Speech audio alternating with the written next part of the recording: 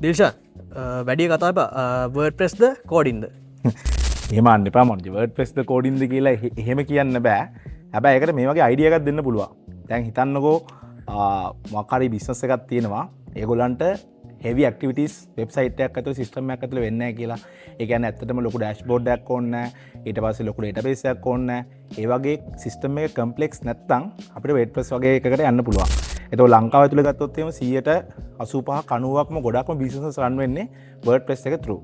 එතකොට කෝඩින් කියලා කියන්නේ ඔයා මොකක් හරි SaaS ප්‍රොඩක්ට් එකක්. ඒ කියන්නේ ඔයා සර්විස් එකක් සෙල් කරන්න හදනවා නම් software එකක් through වගේ ඔයාට අනිවාර්යයෙන්ම යන්න වෙනවා කෝඩින් වලට. ඊට පස්සේ ඒ වගේම තමයි මොකක් ඩෑෂ්බෝඩ් එකක් ඕන නම් ඔයාගේ සිස්ටම් එකක් ඇතුලේ ඒ වගේ එකකට අනිවාර්යයෙන්ම ඔයාට කෝඩින් ඕන වෙනවා. ඉතින් අපිට කිසිම වෙලාවක් කියන්න බෑ ඩිරෙක්ට්ලි WordPressද කෝඩින්ද යන්න ඕනි කියලා.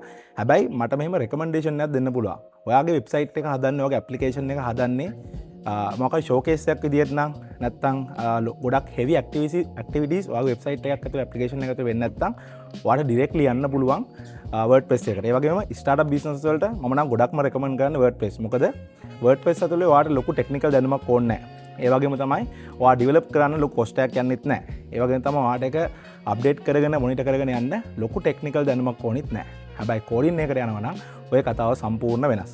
ඔයාට අනිවාර්යයෙන්ම ලොකු දැනුමක් තියෙන්න ඕනි. ඒ වගේම තමයි ඔයාට අනිවාර්යයෙන්ම IT දන්න කෙනෙක්. ඒ කියන්නේ වෙබ් ඩෙවලොපර් කෙනෙක් අනිවාර්යයෙන්ම ඔයාට ඔයා කම්පැනි එකට ඕනි වෙනවා.